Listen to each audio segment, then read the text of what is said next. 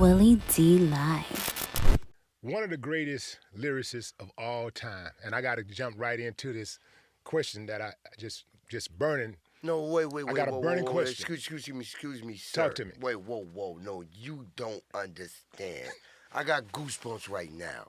If not the one of the biggest, look, still my idol, yo. Willie D This guy, is what I stand for. I appreciate that. What? Man. The lyricism? To take no shit? Knock a nigga head off his shoulders? Stand up all around, good God, man? Willie D? Willie! Hey, Willie D! Willie D! You know I used that on the first album, You right? gotta excuse me. No, You know I used it on the first album. Yeah, and I Yeah. asked you why you didn't use it. Yeah. But then you did. Yeah. Yo, you gotta excuse me, yo. Yeah. You gotta excuse me. I don't know how to act. What camera we in? That one? Man, there's cameras all around us. Oh, so. we rig? Yeah. And I watched the show. Yeah. When you and Mr. Face. Yeah. Excuse me for cutting you off. I don't know how much time we got. 5:29, that's my birthday. Ooh, play that number. 5:29. I'm all over the place with it, but no, you don't understand. I'm ecstatic right now. I had the tapes, all the tapes, know everything by heart. I'm a fan of the music first. Yeah. Likewise, King. Likewise, and that's why I want to ask you about the lyricism. You know, where does Keith Murray fit in today's society, 2023 hip hop society, when it comes to lyricism? Being that lyricism is not all that major of a deal for many people today. Where do you fit? Where does somebody like you fit in? Well, I'm different. I don't fit in. I set myself stand out. apart Okay. for these rappers who ain't got no respect for the art. Yeah. The most beautifulest thing in the world, bro. Like you have to excuse people for talking about that song all the time. There's other songs you have that are good, very good songs too. But just coming up with that title, how did you even do that? Well, it was a line I said on Eric Sermon's song, Hostile. Yeah. The most beautifulest thing in this world is my notion for murderous poetry and motion and the idiotic shit I come across when Right. releasing trap air with explosive force. So, Eric Sermon, the genius that he is, he put me in the studio one day and he said, Murray, just take this part. The most beautifulest thing in this world is just like that. I get in you. But as fluent as I say it now, I was behind the microphone for a long time, probably like 45 minutes to an hour, like, I can't say it. It was like an argument just to say those words bunched together. So he made me say it. The most beautifulest thing in this world, stop. It's just like that. Stop. I get in you. Then he pieced them together. But now I can say them together for saying it so long. But I could not say that. I wanted to know what came first, the chicken or the egg, because when I heard you say that on Hostile, I was like, I was wondering, was this just the lyrics in the song and it came out dope, and then y'all heard it, y'all listened to it back and said, yo, this could be an album, this could be a song. I didn't know if that was a plant for something that you already had going on. That was Eric the genius.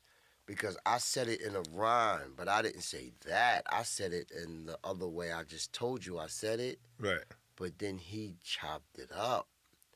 And then he made it the single.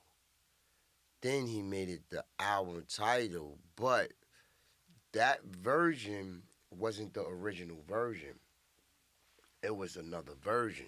Right. Then he made it the remix, but the remix came out first. The genius that he is. Right. Word. Man, take us back to Central Islip, man. Like, take us back. What was that like growing up in a town of, what was it, around 30,000 people or something? Yeah, something like that. Well, actually, I'm from Nassau County, Roosevelt, Long Island. Okay. I was born in Meadowbrook Hospital. They call it Murderbrook. So Roosevelt is Nassau. Then my parents moved me to Central Islip with my grandmother, Miss Clara Buddha Hall and Leroy Hall. And my father, Keith Omar Murray Sr., is from Charleston, South Carolina. And my mother and grandmothers we from down south, but they moved to Roosevelt where they met each other and got married. And then they had me and my sister Demetria. She's 2 years older than me, D Ski. And they moved to Roosevelt. And then they lived in a house, and then I don't remember when they got a divorce or something, but my mother kept the last name, and I would go back from Central Islip to Roosevelt, where my Uncle T-Roy, the original B-boy, was listening to hip-hop, and I used to mimic everything he did. And then I would listen to the radio, Mr. Magic and Red Alert. Red Alert Yeah. and Fly Tie and the Juice Crew and Marley Marl and MC Shannon, LL Cool J, and then Melly Mel. NWA, and then the Ghetto Boys. And then I just started listening to, when my grandmother would go to work at the Patterson home, she was a nurse. I would listen to her radio in the room. Stop. You got to cut that off. Yeah. Yeah. All right. Let me know when you're ready, Mario. Yeah. Okay. Yeah. So you was listening to your grandmother's Radio. Radio. My Uncle T. Roy, he had the tape, The Message, Grandmaster Flash and the Furious 5. I would listen to that. And then I would just, he was the B-boy. Everything he did was the dress with the Kangos and the BBDs and the Adidas and the Pumas and the Lees. And then they would make the tank tops out of the DVDs, cut them and stuff, wear the do-rags. And him and Richard, he would always rap to this day. Uncle T-Roy, rap. And my sister D-Ski was the B-girl. So I asked Uncle T-Roy, yo, how y'all do that? Then he said one day to me, he said, yo, grab a pen and write this down. Read it back to yourself and see how it sounds. It might sound like I'm just an MC, but I'm not. I'm a prince of poetry. See, I don't sit down and write rhymes every day, but people want to sound like me anyway. He told me to write that rhyme down. So I wrote it, and he told me to memorize it. And he said, when you memorize it, come back to me. So I memorized it. And then from there, I went to a place called Freeport Mall, and I bought Dougie Fresh Slick Rick in the Show and Run DMC Tougher Than Leather. And I had those two cassettes. Well, I had the vinyl. And I used to go to my boy Hugo house. And I used to play him on his radio, on his father's radio cassette player. And then I was just hip-hop. Like, I was just knew every song, listen to every record, Mr. Magic and Red Alert. Did you battle? Well, yeah. My Uncle Born True's from Crown Heights, Brooklyn, East New York, and my brother Pooch from Bainbridge. So Born True, I was with my cousin Driss, God bless the dead. Born True used to bodyguard for Big Daddy Kane. So I used to take the train from Central Islip, Long Island to Brooklyn with Driss, and we used to be in the projects. And Uncle Born used to take me all around every project at 16 battling. But before then, my Uncle T-Roy, the original B-boy, like I mimicked everything he did to this day. So he used to wake me up out of my sleep. Yo, Keith, battle him. So I was battling him. Then Uncle Born used to take me around. And I was battling. And then it just became something because I used to rhyme when other people in my hood, it wasn't popular to do. Mm-hmm. So I just picked it up from there. My MC name was Do Damage. I know. MC Do Damage. Yeah. But before that, it was Keefy Keef. Yeah. Now, what made you want to switch up? What made you want to go from MC Do Damage to your government name? Well, I played sports in high school a lot. And, you know, Murray, the name would ring. Basketball, soccer, track. And, like, the rap names never stuck with me. It was just Murray or Ma or Keith Murray. Or I was in the streets selling drugs. It was just, I'm in a gang called a group of men, young men that gave themselves a name called LOD, Legion of Doom. Yeah, Legion of Doom, yeah. So the cops and gave us called us a gang. And when did y'all evolve into a group? You know, with you and 50 Grand and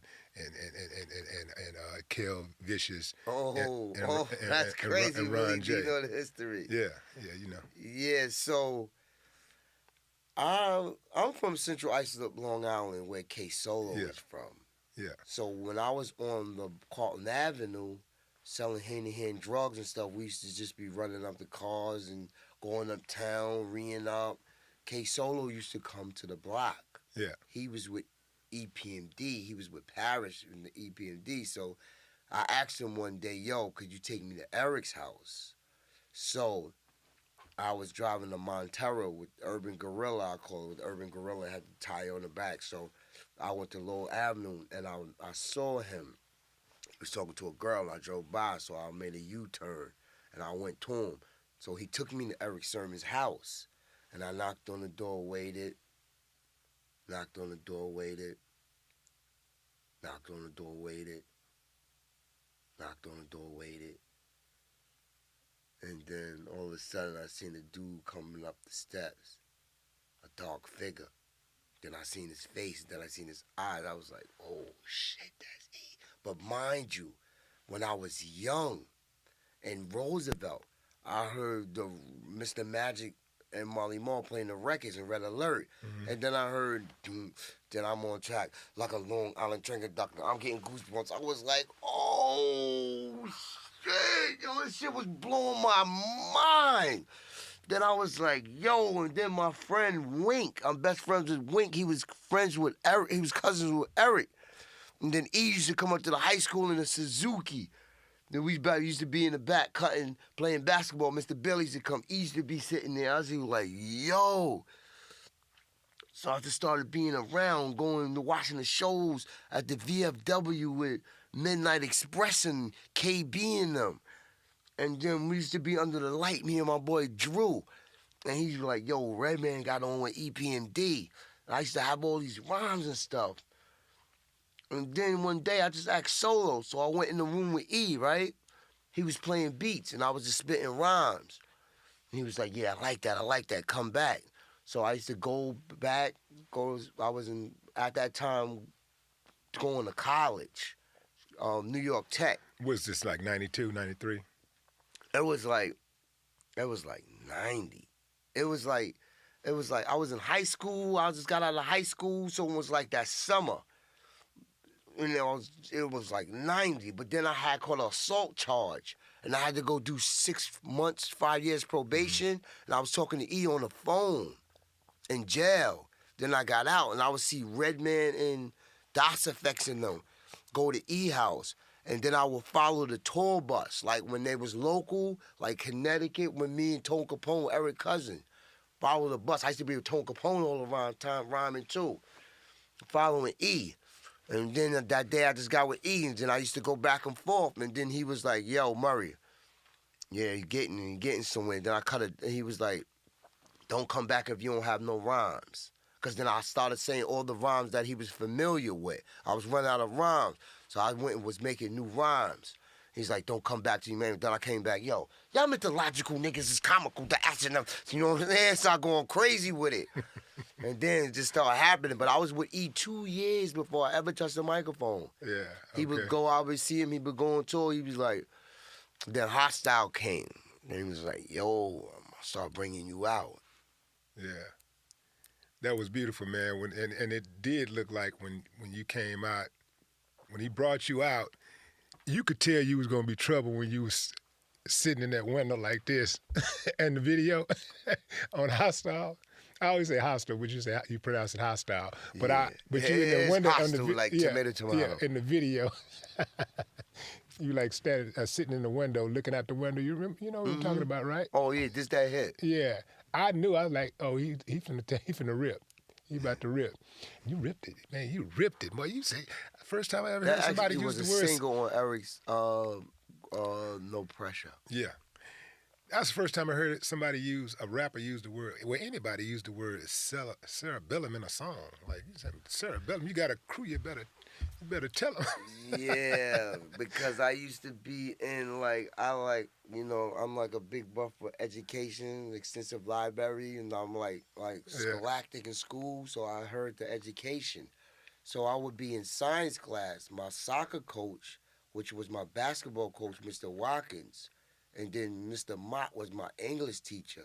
So I would be in class reading the books, but actually these words, scientific words would come out at me. So instead of doing in class, doing work, I would have like one time me and my boy Apple stole a gun from Warren. So I had the 2.5. I was breaking the gun down, but I was also writing rhymes. In the back of the class, I had the book up so the teacher wouldn't see it.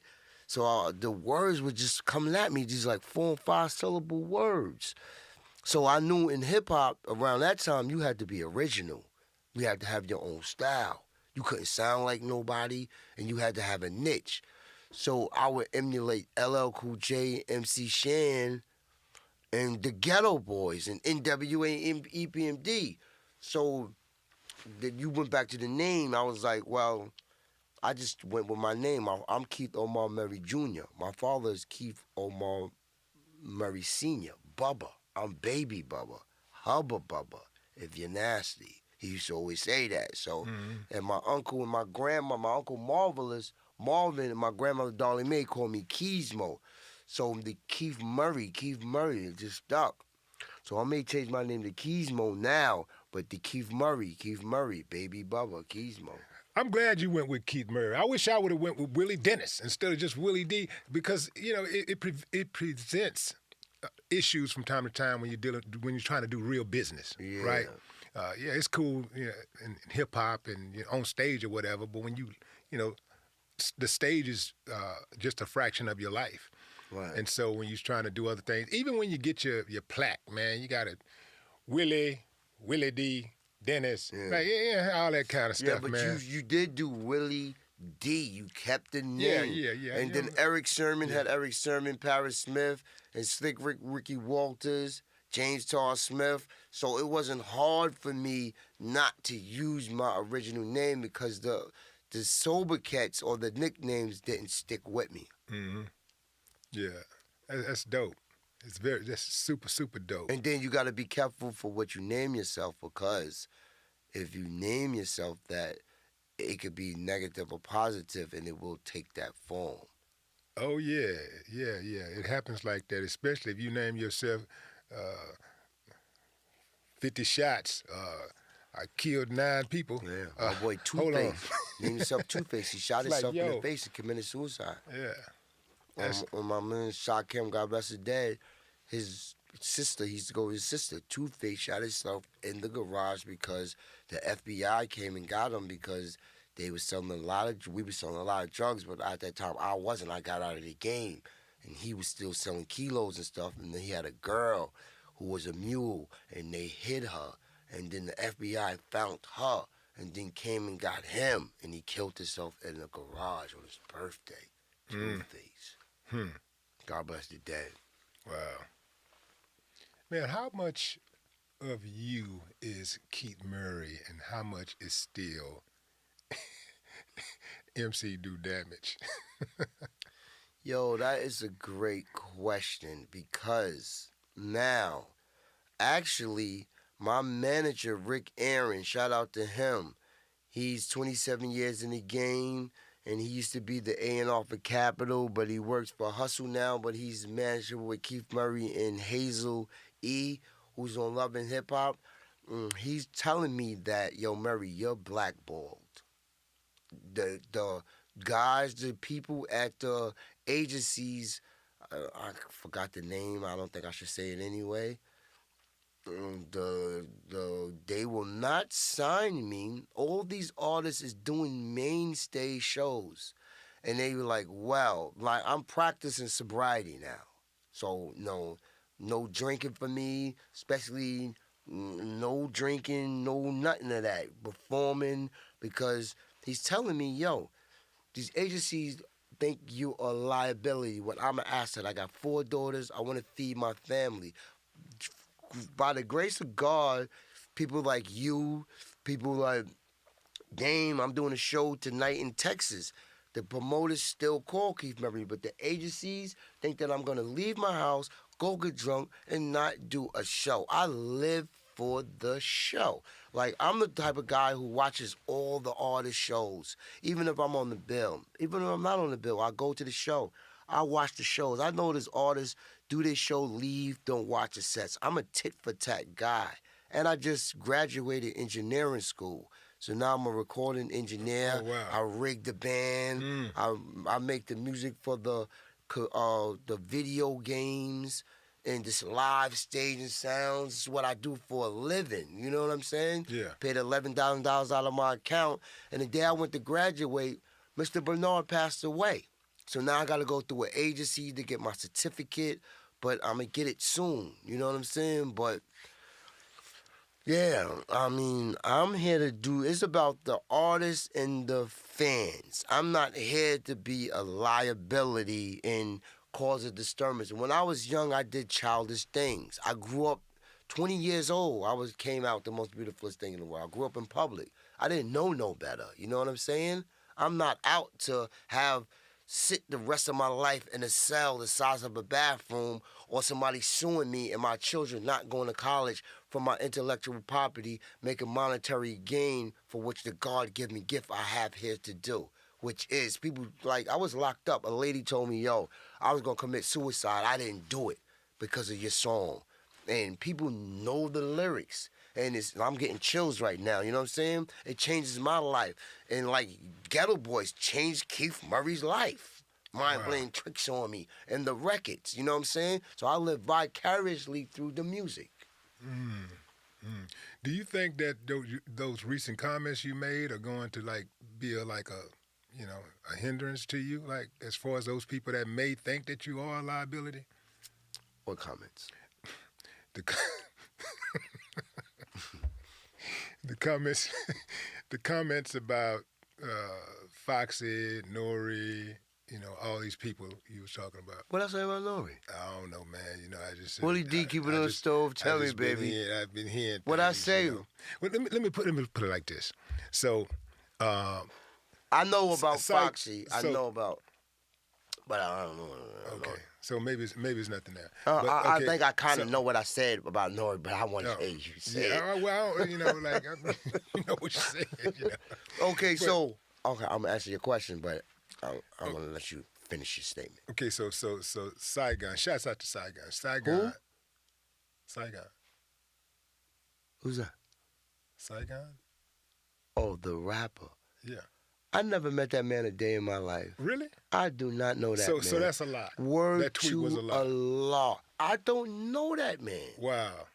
I don't know what is the issue with that dude. I know Just Blaze. He did records on my albums. Yeah. And I know Just Blaze is a great guy. He's a good producer. But Just Blaze too. He's a businessman. When I hired Just Blaze, he used his equipment and charged me for it. Just Blaze, you owe me some music. And Trackmasters, paid them some good money. They did a record. I wouldn't know what they doing. I like them nothing, but we didn't finish our work, Trackmasters. But I do not know. I don't know him personally. Yeah, just so the audience. Like I'm friends with all the rappers. I'm colleagues with them. I don't know that man. Just so the audience can have the benefit of knowing what's going on. Saigon. Wait, put a tweet no, out. wait. Let's not do it. I don't know him. We can't give him that light. Well, this is an interview. Why give that man that light? I don't know that man, Willie D. With all due respect, let's not give him the shine. Now, Foxy Brown. Okay. Let's talk about Foxy Brown. Fair enough.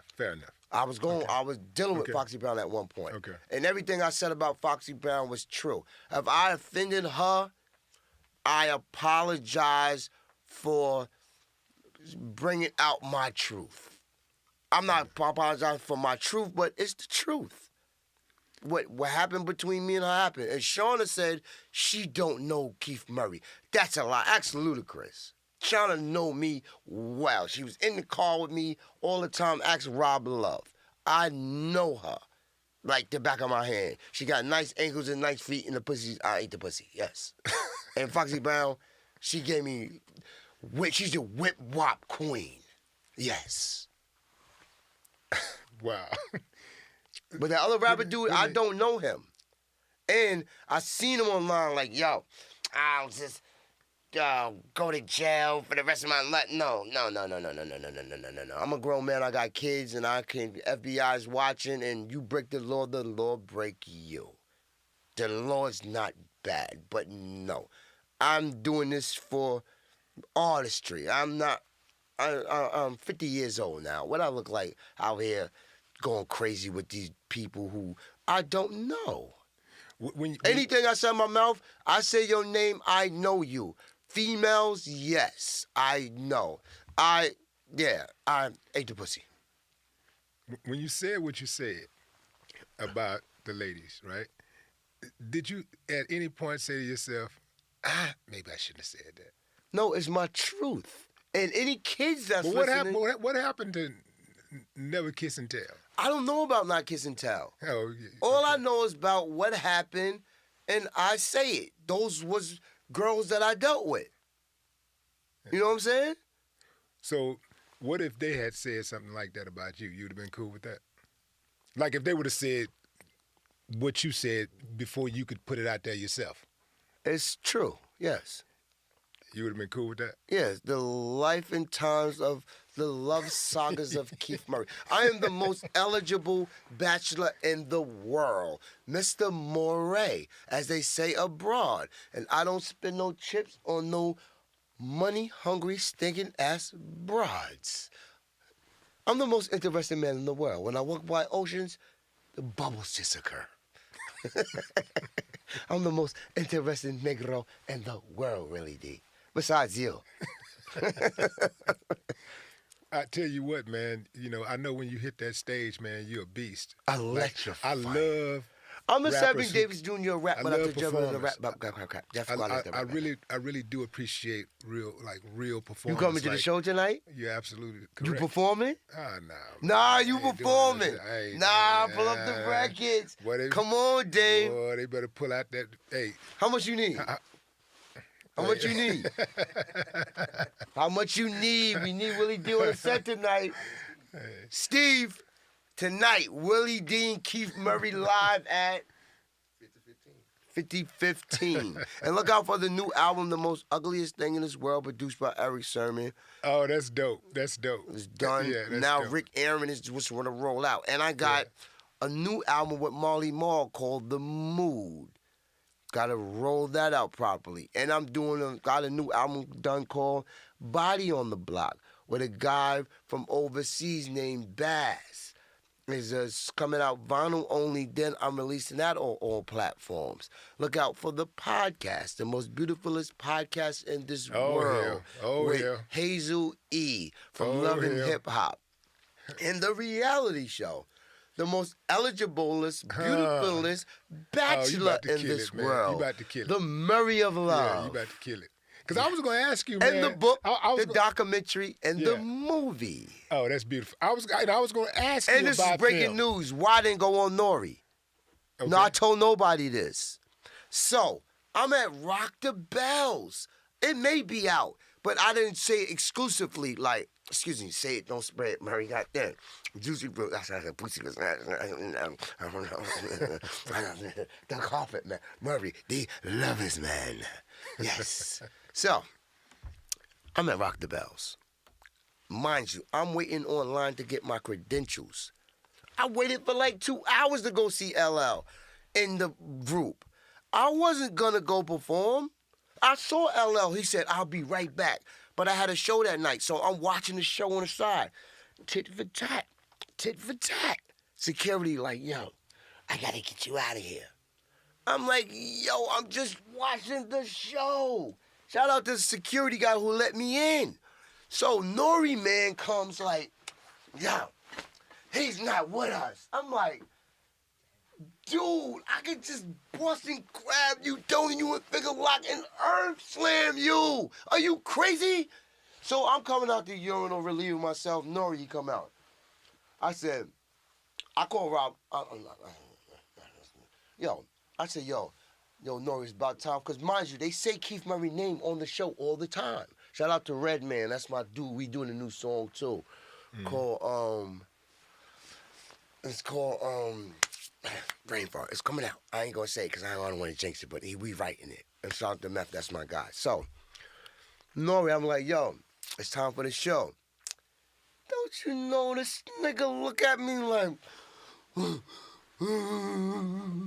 and scurries off. I'm like, no way, I played myself. What did you have a relationship with Nori? I know Nori from Def Jam. I know Nori when Nori was with Busta Rhymes and Conglomerate. He was going with them. I said, Nori, where's Capone? He said, no, I said, go get Capone. I felt like I'm the reason why Nori went back to Capone. I could be wrong, but ask Capone. Capone is my man. They was not rocking. Why would he shun me like that? It doesn't make any sense. I don't care about no $5 million or whatever money you make in a revolt. The money don't change you. The money don't make the man. The man makes the money. Then he on the stage, he brings out Tragedy Gaddafi. They rocking. He goes over there. The whole 35,000 people goes to him, Gaddafi on the stage. I'm sitting there like, no, this could not be happening. That's crazy. They don't show how he could have been with his man like this. Yo, baby, ride, in ride. You know what I'm saying? Nothing. Yo, money changes individuals. I'm like, yo. Do you really think it was the money? Or do you think there was a If deeper he was problem? regularly without drink champs, he would not be acting like that. I like EFN. That's my man. I'm like, I know him. He asked me to come to the show, but it was going to be Man with Eric Sermon, but the show didn't go on. I don't know why he would do that, but I called Rob Love. I said, yo, set it up. I was supposed to go do it MLK Day, but I ain't go. I ain't go. I came to Willie D. Appreciate that, King. Appreciate it. I thought Mr. Scarface was going to be here. Man, what's your number one goal when you're on the stage performing? Wow. I said that because you're very, very animated and good at what you do. Thank you. Well, I'm an athlete like you. So I'm long-winded, and I've been doing it since forever.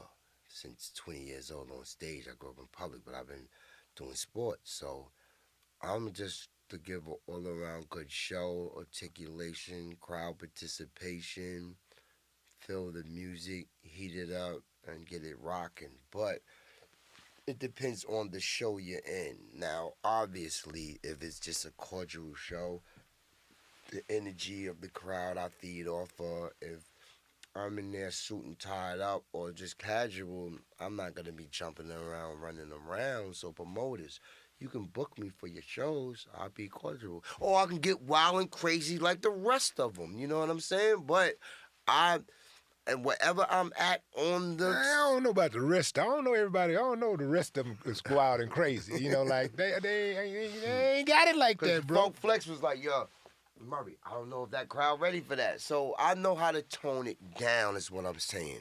You know I don't think you should, though, ever. That's what makes you you, man. That's why we like you. People like you in general, though, bro. Like, and I remember, like, at one point, boy, you was the hottest ticket on the planet. Everybody wanted a Keith Murray feature. I couldn't afford one. That's why I didn't reach out. I just did it for free. What, Ghetto Boys? Are you crazy? Man, ain't about no money. Boy, you were hot, man. But I'm talking about you was like fish grease. I mean, you was doing like, you did Jamie Foxx. I mean, LL twice on that. Well, more than twice. But I know you did that. I Shot You twice. You know, you did that. Then on the album, I spearheaded the records. You did Mary. Puffy You did work with Coleman, Mary. Yeah. I mean, with Mary. Man, you did. But it's so many the Remix artists. Kid. You know, of course you did. You know, you worked with Redman, and you know y'all had the group together, Def Squad. Shout out to Def Squad, man. Yeah, Shout out, man. Y'all did definitely. y'all thing with Shout out that to Eric album. Sermon and Redman all day. Absolutely, man. And Without those E, dudes, he's the master man. they still He's the boss. passionate about it too. Mhm. I saw Red not too long ago, and Red, man, is sharp. He's sharp as ever, man, and hungry. He still, I really learned from he still Eric has and that Red. hunger. I learned from Eric and Red. Yeah. The shows. Yeah, they took you under their wings, huh? Yeah. Definitely. When you got out on the road and with those guys, these guys are veterans. They've been doing it. Then they bring you in. You know, you the new hot guy, youngster. You gonna step out there. The crowd go nuts. Now you get all of the trappings that come with that lifestyle. You know, you look like the man. And, you know, hot rapper. You know what that mean. Hit songs, hit videos. You got money, you got influence, you got power, and you got the women. Were you like a kid in a candy store, or more like a bull in a China store? A bull in a what? China store. What's that mean? A bull. You know how if you put a bull and around a bunch of china, he's gonna tie it up. Oh. He's gonna just break everything. Oh, yeah. Yeah. Well, I grew up in public, and I was left to my own devices, and I learned from my mistakes. So, you know, as a kid, you did childish things. I'm a grown man. I don't do childish things anymore. And I used to travel in packs. I don't travel in packs no more. Everybody has grown up and panned out, and they don't like congregating or come to the shows as they are no more. So when you see me, I'm with my manager and myself, and my manager now, you know, being that, you know, the day and age it is, anybody can just come up to you and create a situation that may not be so desirable for you in the outcome. He may have to have a buffer between me and people. So, you know, he may hire a security to shield me now because things could occur. And now I'm practicing a sobriety thing. People get emotional when alcohol is in them, and you can't control the outcome of things, and the DA will pick the case up. And with my history, it will be not in my favor as if I would not have the track record I had with my arrest history. So I take all things into consideration now because it's for my brand and to feed my children.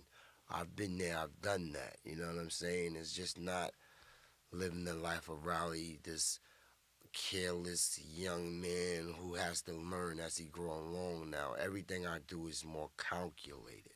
Mm-hmm. Yeah, it's a method to the madness, but when the beat is on, it's no holds bars.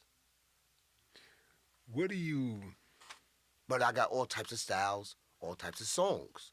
So now I got to pick and choose what song go where, what audience, for who, where, what, and how. Mm-hmm. Do you feel like... I want to ask this question first. So, around, I'll say mid-2000s to late 2000s, we didn't see you for a while. What was going on? Mid-2000s. Mid-2000s to late 2000s. Oh, so you mean around the time when the Def Jam situation occurred? I'm not sure what was going on with Def Jam at that time. I was on hiatus. Yeah. I was doing spot dates. Okay. And the industry was changing. I was coming from Koch Records off the Heath Keith Murray. No, on Rapmophobia. And that song with Tyrese, Nobody Do It Better. Mm-hmm. So it sustained me to do spot dates. and I didn't have a manager, and I wasn't established as I should be. But the man, the myth, the legend was living on. So I was in doing shows in Europe and doing spot dates around the USA. Now that I'm with Rick Aaron, I happen to go viral now from the interviews I'm doing, and I'm getting my footing right. So I have all these music and records that has to be rolled out properly to continue my legacy. Now I have a record label called Ghetto Mogul, which I will be signing acts, producers, and I'm the engineer now. So now I'm sitting at the board and I'm rolling out my records first, and I'm bringing out my artists and putting producers on, and then I got the people who do books and movies and stuff. So then my manager knows how to connect the dots with that. So then you would see me moving up like 50 Cent is doing now. And then doing what Nas is doing, signing himself to his own label but putting on successful artists. And then I'm doing like the movie thing now. I'm the unfamiliar, familiar face that would be in the movies, like Common and Mos Def and things of that nature. Because our job is to remember the lines. And Method Man is a good friend of mine and brother. And Redman and Method Man say, Murray, I know you're smart and you can be an actor. You don't have to know the words verbatim, but you do have to know the scenario and know what's going on in the room to deliver your lines. So that's where I'm at with it. Man, you would kill in film. I just know you would. You just some people just got that. Some people just got that natural vibe, you know. Yeah, that's a big aspiration of mine. Yeah, man. Yeah, you got that. But you know how you can. I know how you can get on with these big agencies. Yeah. Go do door deals. Do your own thing. Door deals. Go do some door deals. Do your own thing. Bet on yourself. Right. And when they see you get money without them, they're going to want to come. They're going to come running. They're going to come scurrying, man, because one thing that the big boys don't like is you get money without them. They're going to come to you. As soon as you start doing it, same thing what I did with my podcast, Willie D Live. You know, when I started, I just started like with one subscriber just like everybody else on YouTube. I started with one subscriber. And next thing you know, I'm at 100,000, 200, 300, 400, 500, 600, 700, 800,000 now. You know, but the thing is that I had to bet on myself first. Nobody just said, hey, we want you to do a podcast. We'll pay you this amount of money. No, I had to start one at a time and earn $1 at a time, you know. But I went and did it, and now I'm getting offers. They offer me almost weekly. I get some type of offer for millions of dollars. They want to buy the podcast. And I'm like, nah, because it's bigger than the money for me. You know, it's really about having a voice for our people where we can control the narrative. Right. You know, black media is very, very important. And I don't think some of our people really understand that we have a duty to control the narrative, to control our own narrative. We cannot rely on others to tell our stories truthfully. Right. We can't rely on them to tell the stories accurately. Right. We have to tell our own stories. We have to be able to control our own images. And so this is why I keep the podcast going. You know, and it's a lot that happens behind the scenes that you have to deal with. But you know, for me, I have an obligation. Right, because you know why I was saying I said the podcast and my manager's like, yeah, you could do it with Angelique, but I'm still struggling with that, sitting there, looking in the camera, being there at a particular time, at the same time all the time, and people really getting an image of me. I'm not used to that, but they saying that I could do it, but I'm like, I don't really see it in my cards. It's easy, bro. Because what you fear is structure. Shouts out to Deion Taylor with the new movie Fear. But what you fear is structure. And so you have, if you want to overcome that fear, you have to. And if you want something in life, for whatever you want in life, your actions have to be consistent with the outcome that you want. So if you want to do this podcast thing, if you want to be successful in it, then you have to do what the people who are successful in it does, and that is be consistent. That's the number one thing in life, period, with anything that you want to do, any goal that you ever have, is consistency. And so I remember when I started the podcast, I was looking at guys that was doing what I wanted to do. And I was like, damn, how are they doing it? Okay, oh man, they putting out 2, 3, 4 videos a day. Damn, and I started thinking, like, man, that's 20-something damn videos a week. That's 1,000 videos a month, a year. Man, that's a lot of work. But then I kept thinking to myself, like, but that's what I really want to do. I want to do it. Well, if I really want to do it, then I have to be disciplined. I have to discipline myself, and I have to overcome my fear of that structure, having that structure and that consistency. So I just, one day, and I always subscribe to the theory that the first step is the hardest. Get that first step out of the way, anything in life, then boom, you got it. Just like when first day of school, you're scared, you're terrified, you don't know anybody, and then within a week or so, you got a couple friends and you're showing people around. You know your way around the place. So it's just like that. It's just like the first day of school. Everything that you do, that you tried new, it's always intimidating in the beginning. But if you have the will and you have the willpower, and then I wake up every day with will. You know what I'm talking about. So I just take it from there, man. And you could do this, bro, and you would be very, very successful. And you should take advantage of it right now, while people are paying attention to you. People are paying attention right now, and you should seize the moment. I don't care if the setup isn't beautiful. The setup doesn't have to be beautiful. People don't care that you have a pretty picture and everything's perfect. They don't give a damn. They want the content. Right. It doesn't have to be beautiful. Just give them the content. Right. You can come in there and sit down in your shorts, man, and a T-shirt. They don't give a damn. They want to hear the content. They want to hear what you're saying. And you got so many friends in this industry, so many associates in this industry, so many people that cut for you. They like you. People want to see you win. Yeah. I don't know if you know that. Yeah. And, maybe you don't feel that sometimes, but I'm telling you from somebody that's on the outside looking in. I'm aware. People want to see you win. Right. People like you.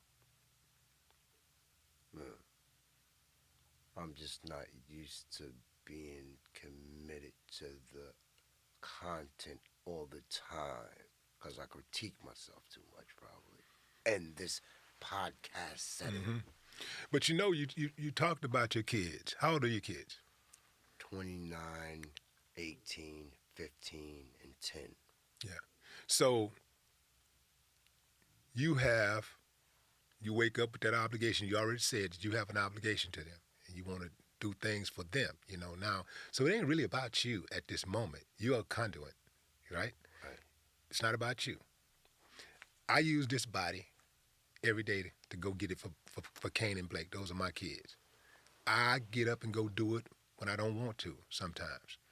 Hop on that plane, go to L.A., go do what I got to do, and I come back, and I do that for them. It's my legacy. They are my legacy. I'm responsible for my legacy. And when they turn 18, the money don't stop, the support don't stop. You're not on your own. No, we're in this together forever. So that's my legacy.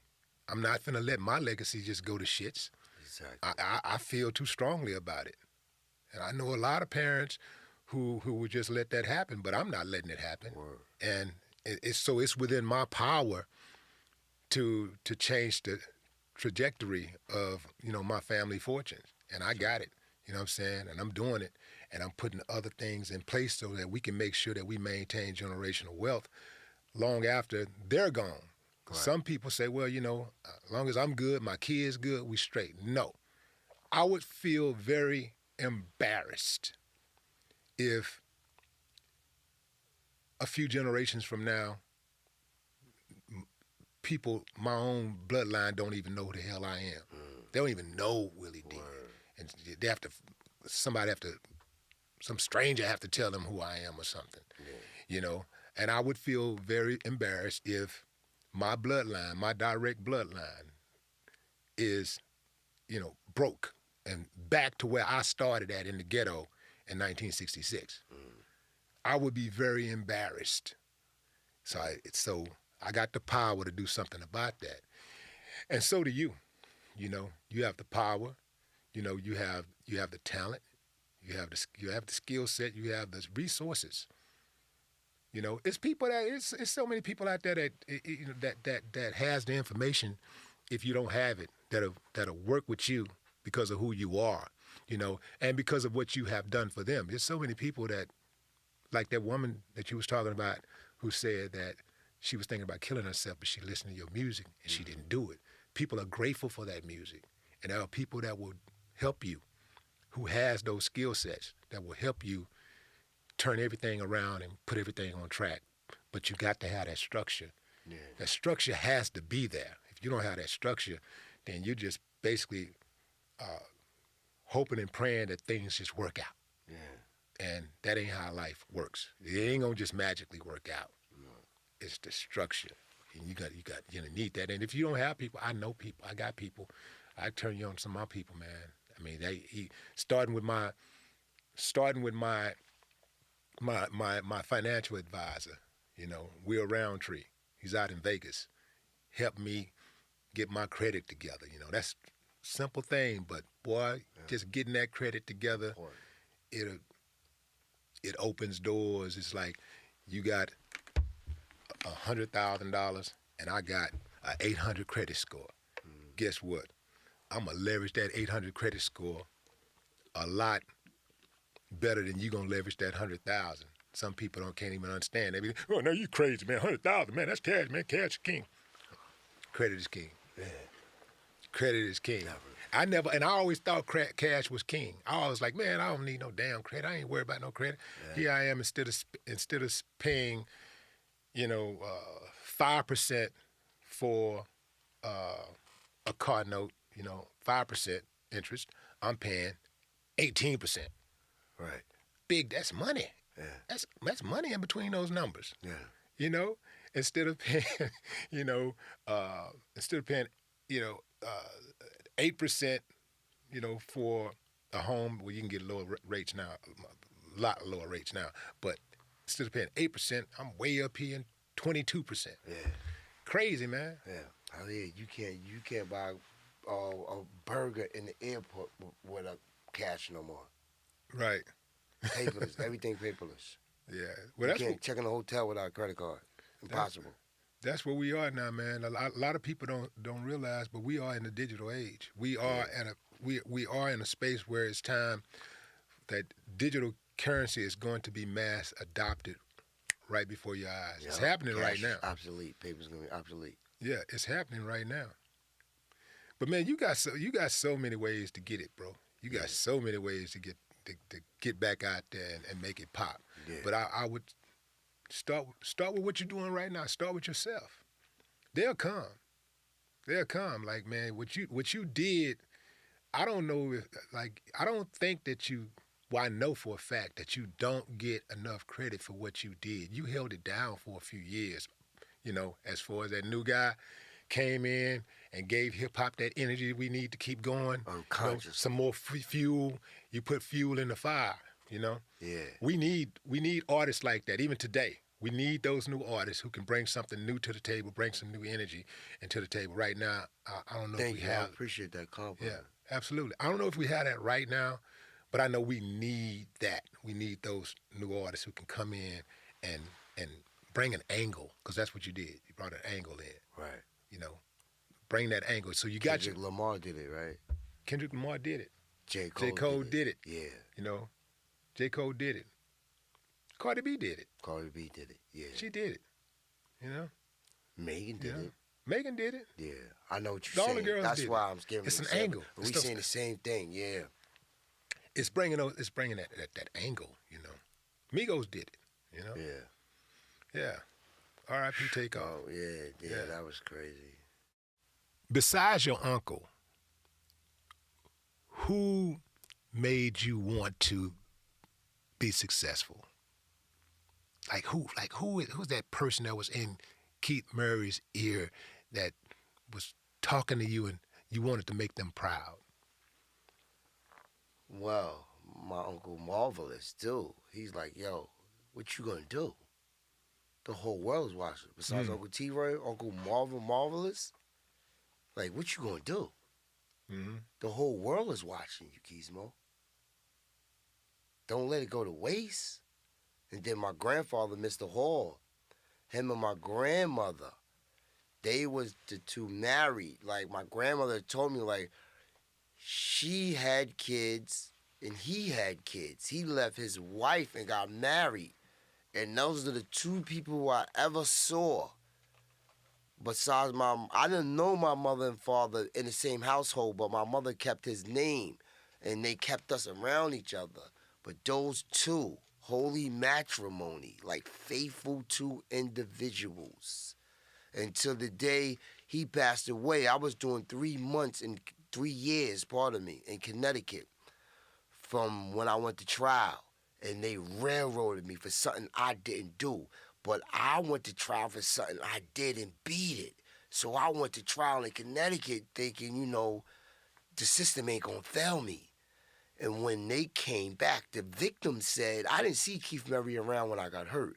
When the judge came back, he pulled up the paperwork and he looked at the paperwork and it was backwards. And I read it before him, said guilty. The day Enigma dropped in Connecticut, Commonwealth. But long story short, Mr. Hall, my grandfather and grandmother, I was in jail. That's why I got to that story. When he was dying, I was like, Poppy, I will always stick with Grandma. He said, since you said that, I can die now.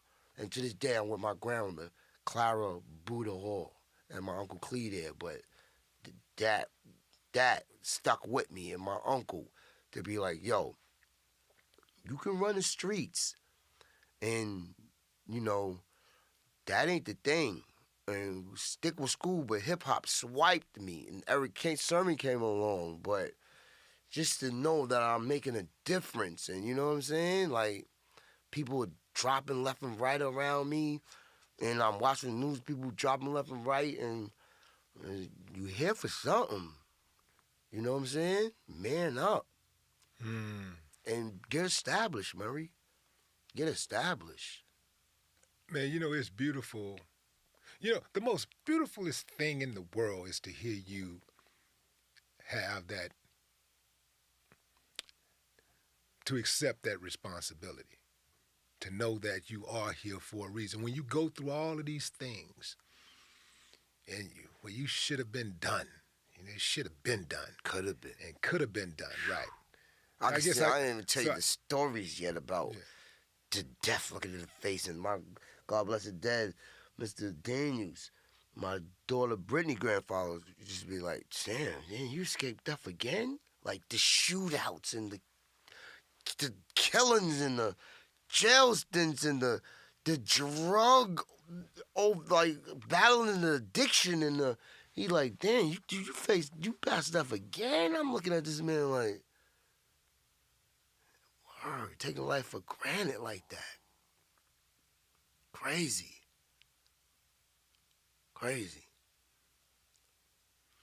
So you feel like you're all the way back now? Well, I know it's an ongoing battle, and I can't say all the way, but I know God ain't done with me. And I got my daughters looking at me, and the people looking at me, and Eric and Redman looking at me. So I gotta, you know what I'm saying, not be careless with this life God has given us. We here on the wing and the prayer by the grace of God. Mm-hmm. Absolutely. And Willie D, baby. Absolutely. You don't understand, Willie. I got goosebumps, baby. Word.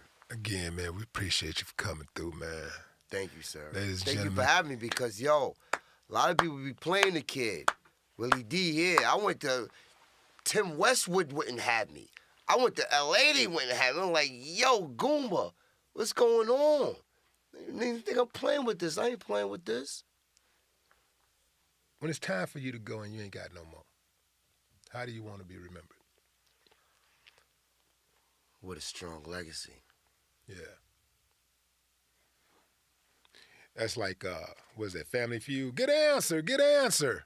Real talk. Diversify the Yeah. portfolio. Yeah, Yeah. yeah. Where you living at these days? Long Island, New York. Oh, yeah, at home, huh? Yeah. Yeah. Yeah. Been all around the world, but I'm strong on his own. Will leave a hole in your back the size of a quarter roll. Yeah. You're cold what, man? Cold, Learn cold from the blooded. best of them. Willie D. I got goosebumps right now. Yo, you don't understand, Willie D. Yo, I was practicing like how I'm gonna act, what I'm gonna say when I come in the room. Willie D. What? Yeah, appreciate it, man. Man, I appreciate you coming through. Thanks It's for been having wonderful, me. and I'm 'Cause, definitely. yo, Dame said the Willie D show. I said, yo, I watch it. No, I go to sleep watching the show. I wake up watching the show. Yeah, For real. yeah, appreciate it, man. Word. We definitely gonna get back in, man, because I know we can go all day. I know we just sit down talking. I want to chop it up with you just off this Definitely. camera anyway. But Definitely. yeah, it's so everything ain't made for public consumption, Yeah. But you that dude though, man, and I Thank appreciate you. Very inspirational. Ladies and gentlemen, Keith Murray. No I was more just talk. warming up, baby. Yeah.